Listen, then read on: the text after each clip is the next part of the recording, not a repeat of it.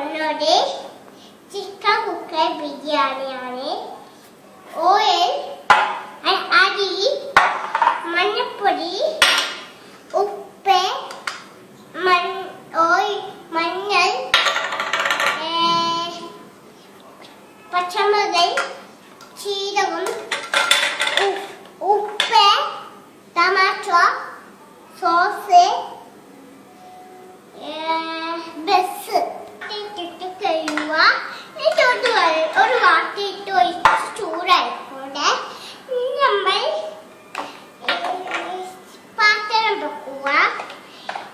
നമുക്ക് ചിക്കൻ ഇടുക.